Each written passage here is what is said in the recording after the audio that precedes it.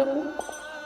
አሁን እናቴ ሰላም ናት፣ ግን አንቺንም አልቀቅሽ እንደዚህ አይናፈቅኳት ምን ትመስል ይሆን እያልኩኝ በአእምሮ የሳልኳት እናቴ ሰላምዬ ናት። አምላኬ እኔ ሰላም ጋር መሄድ አለብኝ። አንቺ እዚሁ ጠብቂ። ምን ማለት ነው? እሷ ጋር ሄዳ ሊሆን ይችላል። የለችም አለችኝ አላልክም እንዴ? አዎ ብላኛለች። ቆይ ሰላም ዳጣን ትደብቃታለች ብላ ነው? ለምን ሲባል ትሸሽጋታለች? ግን ሄጄ ማየት መቻል አለብኝ። ጥሩ፣ እንደዛ ከሆነ አብረን እንሂድ። ቆይ ሰላም ጋር ነው አብረን የምንሄደው? አሁና ልጅቷን አብረን መፈለግን ጀምር እንጂ። ችግር የለውም ማርቲ፣ አንቺ ቤት ጠብቂኝ፣ እኔ እሄዳለሁ። አይሆንም፣ አብረን ነው የምንሄደው። እንዲያውም ሰላም ልጁን አስከትበዋለሁ ብላኝ ስለነበረ በዛም እንዴት እንደሆነ ጠይቃታለሁ። ማርቲ አይሆንም አልኩሽ፣ በቃ እኔ እሄዳለሁ፣ አንቺ እዚህ ሁኚ። የስትስሚያለሽ ከሩቅ መንገድ ስምሽነት ማርትዬ ግዴታ ይዘህ ካልሄድክ አይቻልም እያለችው ነው ማለት ነው። ጋሽ ደረጀም ይዘህ መሄድ አለብህ፣ ዳጣን መፈለግ አለብኝ፣ እናቷ ባልሆነ አይደል እንዴ ሳትነግሩኝ እንደዚህ እስከምትሆን ድረስ እያለች በጣም እየተቆጣቻቸው ነበረ ጋሽ ደረጀንና ናታንን። እና ውሃ ወይም ደግሞ አቢጌል ብትሆን ብዙ ነገር ስትሉ እንትን ትሉ ነበረ፣ ብዙ ነገር ትናገሩ ነበረ። መጀመሪያ የምትናገሩት ለኔ ነበረ፣ ግን ዛሬ ዳጣ ስለሆነች ለኔ ሳትነግሩኝ እናንተ ይሄን ሁሉ አደረጋችሁ። አሁን መቼ ጤነኛ ናትና እያያት አይደለም እንዴ መቼ ማናገርስ ትችላለች እያለች ጋሽ ደረጀ ላይ እየተቆጣችው ነበረ። እንግዲህ ጋሽ ደረጀም በቃ ማርትዬ ተረጋጊ፣ ደህና ናት አልኩሽ አይደል እንዴ ሆስፒታል ወስጃታለሁ፣ ደህና ናት ትረፍ ብቻ ነው ያሉት እያለ ነበር እሱም የነገራት።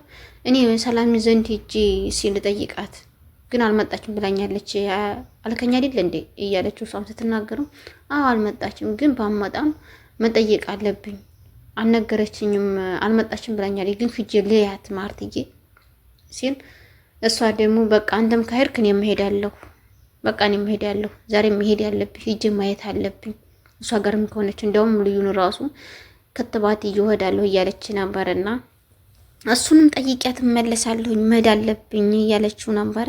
ግን ጋሽ ደረጀ አይቻልም አከጅም፣ ምክንያቱም እሱ ጋር አትሄጂም፣ አንቺ ዝሁኒ ጠብቂኝ፣ እኔ ሄጄ አይቻት እመጣለሁ፣ አትሄጂም እያለ እየተቆጣት ነበረ። እሷ ግን እምቢ ብላ ነው ሄደችው፣ ምክንያቱም መሄድ ያስፈልጋታል። ሲቀጥልች ልጅ ጠፍታለች፣ ልጅ ባትሆን አይደለም እንዴ ያልተፈለገችውም ትባላለች። እንደ ልጆቿ ማንከባከባ ብትይዛትም ብዙ ስሜት የሚሰማ ነገር አለ።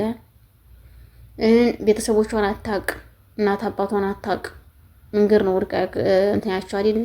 ስለዚህ ብዙ ነገር ይሰማታል ብላ ስለምታስብ ማርትዬ እንደዛ በምትልበት ሰዓትም በቃ አይቻልም፣ ለምንድን ነው እንደዚህ የሚሆነው እያለ እየተናገረች ነበረ። ይዟት ሄደ።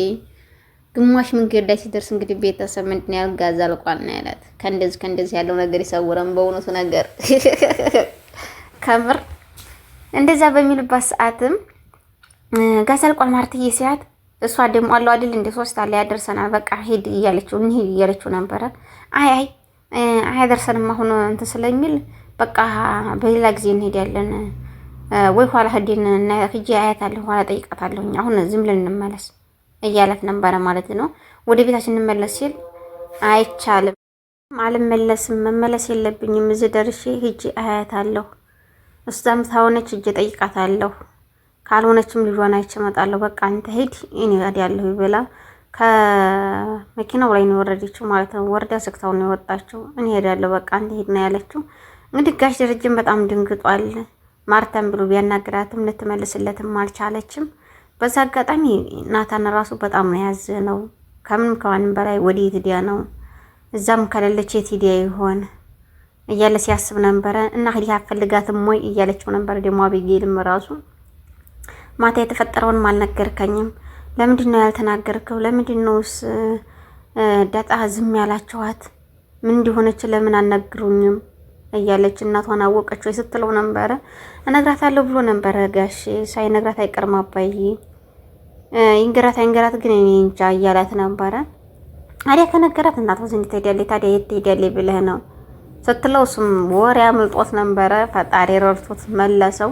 ለሰላም እኮ ደውሎላት አቷታል ሲል ሰላም ናት እንደ እናቷ ስትል እንደው ወይኔ እንዴት አድርጎ እንደመለሰው። አይ ሰላም ነች እዛ ምናልባት ታዲያለች ብለን ነው ያሰበው ነበረ። እዛም ብሎ ቢጠይቃትም የለችም አልመጣችም ብሎ አለ። ስለዚህ የት ሄዳለች ወዴት ሂጅ ነው ስንፈልጋት እያለ በአንድ ልጅ ና እንፈልጋት እያለችው ነበረ። አንቺ ዝኩኝ እያለ እምቢ ስትለው እኔም አልድን በቃ ትቼዋለሁ ብሎ ነው የተቀመጠው። እንግዲህ ናታንም እውነት መናገር ከባድ ነው። እሱ በጣም ከባድ ስሜት የሚሰማዋል። ወደ ክዳ ነው ወደ ጥፍታ ነው። በዛ ላይ ደግሞ ጊዜ ሲጠይቅ ማንም ይወጣ የለን ያለው። እሱም ደግሞ የኔ ቢጤ እንቅልፋም ነው መሰለኝ ያው እኔ የእንቅልፍ ሱስም ባይኖርብኝ ማለት ነው ያው አይደለ እና እንደዛ ነው ማለት ነው። እሱም ምን እንጃ አላየሁም እያለ ነበረ። እሪ ዛሬ ተገደልክ ፖሊስ መጥቶ ነው የሚወስድ እያለችው እየተናገረች ነበረ። ለዛም እያስፈራራችሁ ትገኛለች። ኧረ እባክሽ እዛ ሀገር ግን ሰው የሚሰርቃል እንዴ? ሰው የሚሰርቃሉ እንዴ? ሰው እንደ ከብቶች ይጠፋሉ እንዴ? እያላት ነበረ። እንትና እትዬ እብድ ነው የሆነችው እንዴት ወጣች ሙናን የወጣችው እያለች ነበረ። ስልኳም ደግሞ ቤት ነው አሉ። ወዴትም እንደሄድሽ እንጃ ስትሄድ አትጠብቅም እንዴ አንተ ማንተኛ ያለ እኔ አይመለከተኝም እያለችው ነበረ። እኔም እኮ ፈጣሪ ብሎ ሊነንጃሪ ሊወስድ ነበር አትልም እንዴ? የለውም በሳቅ ከዛ እንደዛ በምትልበት ሰዓትም አንቺን ያላት እሱ ማለት ነው። አንቺን እንኳን ሊነኩሽ ቀርቶ አይደለም ማለት እንኳን ሊነኩሽ ቀርቶ አይደለም ውሻ ነው ያለው። ወይኔ በመድኃኒዓለም ስም ከእንደዚህ ያለ ውርደት ይሰውረን አይደለ ቤተሰብ።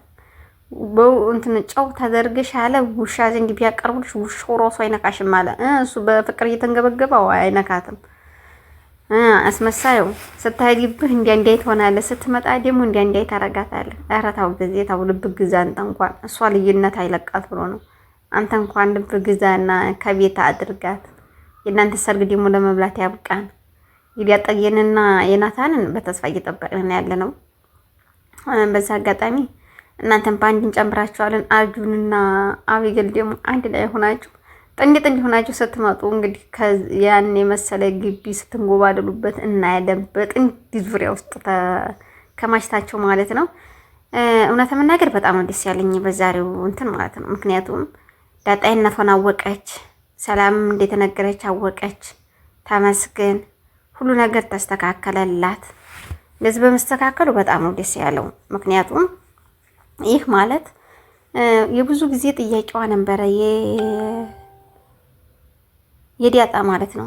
መቼ ነው እናት የምታገናኝ? ሲቆጣት ብቻ ነው በቃ ተው አባዬ ተው፣ አንተ ከምትቀይም ተው፣ እኔ አንተን ከሚከፋ ቢቀርብኝ ሳተው በቃ እኔ ዝም ቤት ብጥብጥ መስማት አልፈልግም አባዬ፣ እኔ ሰው ወደ መጣሁበት ልመለስ እንዴ አንተን ከማጨናነቅህ እያለችው ነበረ። እሷም ደግሞ እንደዛ በምትረው አይ ዳጣ አይቻልም፣ ምክንያቱም ይቅርበኝ እስካሁን ድረስ የሚያሰቃየውብሽ እስካሁን ድረስም እንደዚህ ፈተናና መከራ ያደረስኩብሽን ይቅርበኝ፣ እኔ ሳልሆን ወንድሜን አውጥቶ የጣለሽ የት እንደጣለሽ ራሱ አላቅም እና እንደዛ እያለ ሲነግራት ነበረ። እሷ ግን በጣም ተጨናንቃ ነበረ። ዛሬ ግን በደስታ ፍክት ብላ ወንድሟን ታቅፋ ሳይ እኔ እውነት መናገር ቤተሰብ በጣም ነው ደስ ያለኝ።